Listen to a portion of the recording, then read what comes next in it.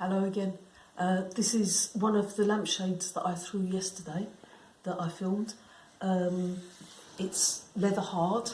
I'm just checking it with my hands to get an idea of the thickness that I've got. As always, there's more to take off the bottom, and I'm going to have to be really careful as I turn to keep the profile decent.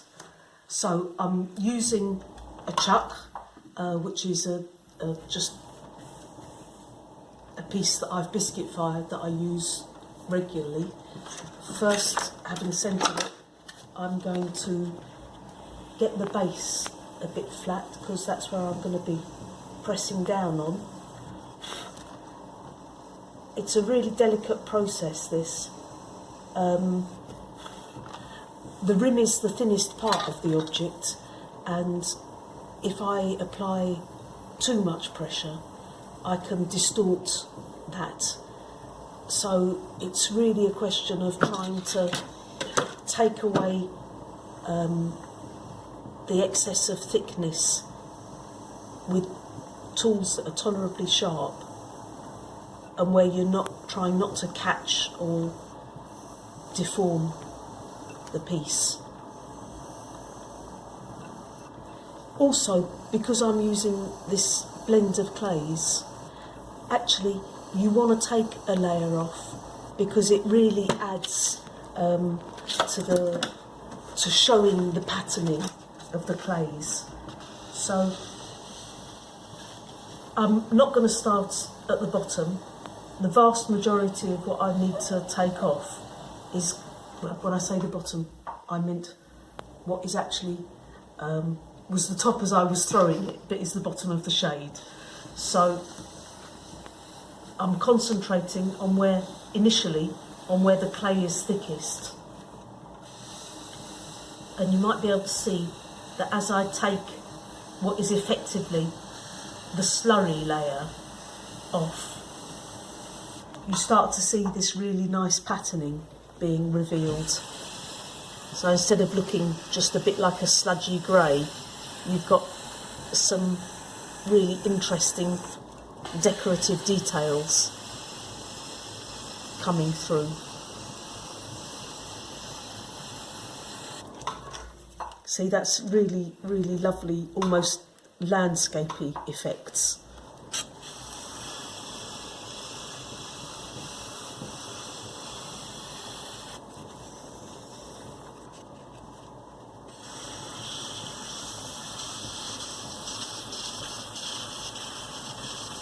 As I'm going down towards the rim, I'm trying to be very careful about not applying too much pressure. Although there's a little flare out at the bottom, which is not really what I wanted, it would be very easy to exacerbate that by pressing too hard. So I want to try and take a layer of clay off, but at the same time applying absolutely minimal pressure, so as not to exaggerate that little incurve that I didn't really want to have at all.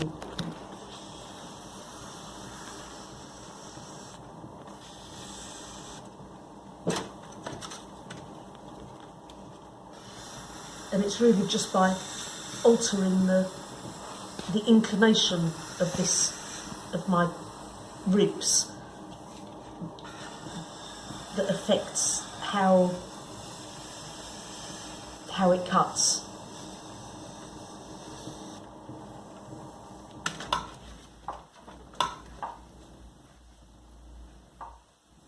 So I'm just feeling that as well, because obviously I can't see by looking at it whether it's actually smooth, the profile.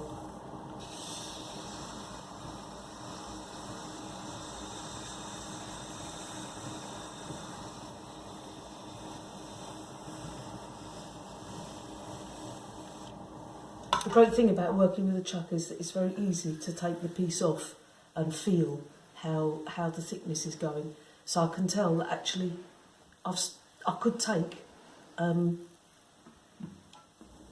more on this section of the pot.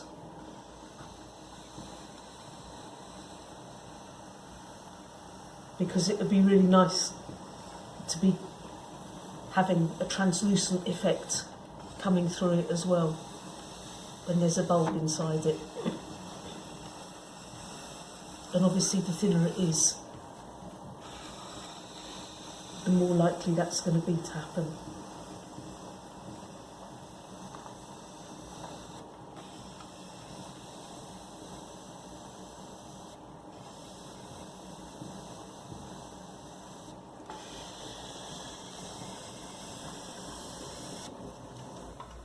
There's a really interesting pattern coming through there.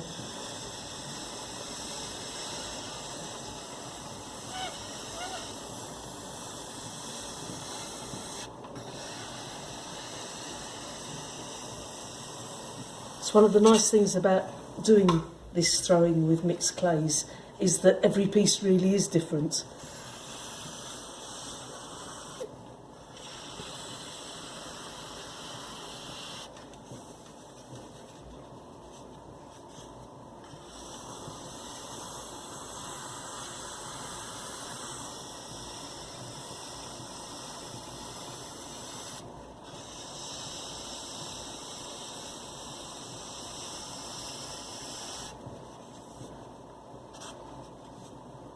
You can see that as I'm taking more off, the pattern is getting more subtle, more detailed, less just kind of black and white broad bands, but gradations of colour and much finer lines coming through. I'm just going to have another quick check here. Yeah, and I think I've still got some leeway there. So as you can tell, this is quite a gradual process, this. And I think that's the name of the game, prudence. It's so easy to go too far. There's no coming back from going too far.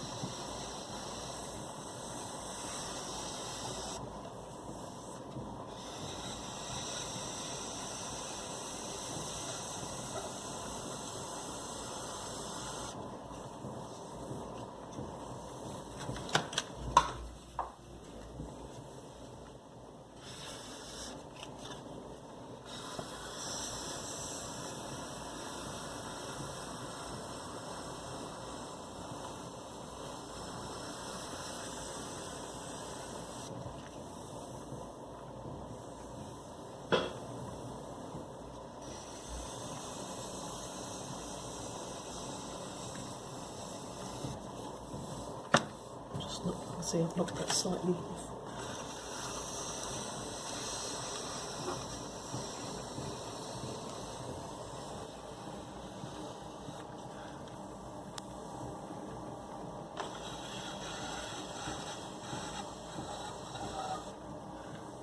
That's pretty much as far as I'm going to go on this now. I'm just checking with my fingers to make sure there's no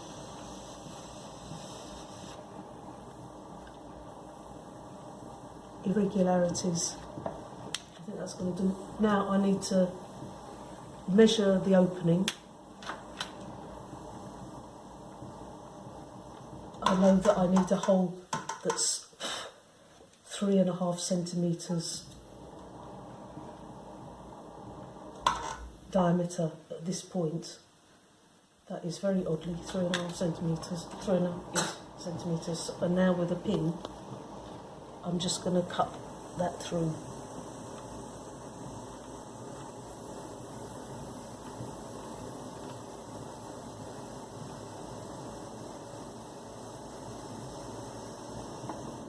So that's cut through.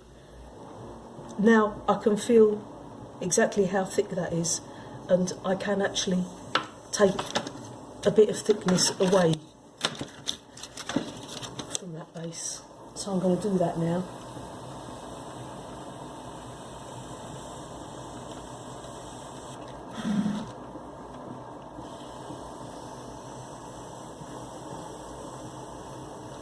I don't want the shade to be heavier than it has to be.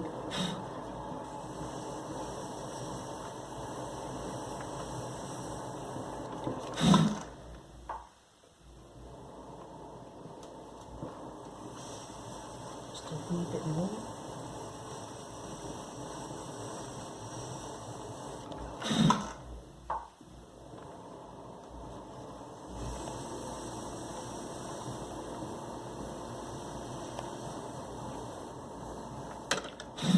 I'm going to re-put just my little angle back there, and I'm just going to, using my thumbnail even, soften the cut edge. I can always sand these and get to the inside when it's dry, and even after it's been biscuit fired. Just making sure it's still bang on centre. And now I'm just going to put some aeration holes in the top. Normally I would expect a LED light bulb to be used with these, but even though the light bulb itself doesn't give up much heat, the metal components can get warm, and it's good to provide an evacuation for any warm air.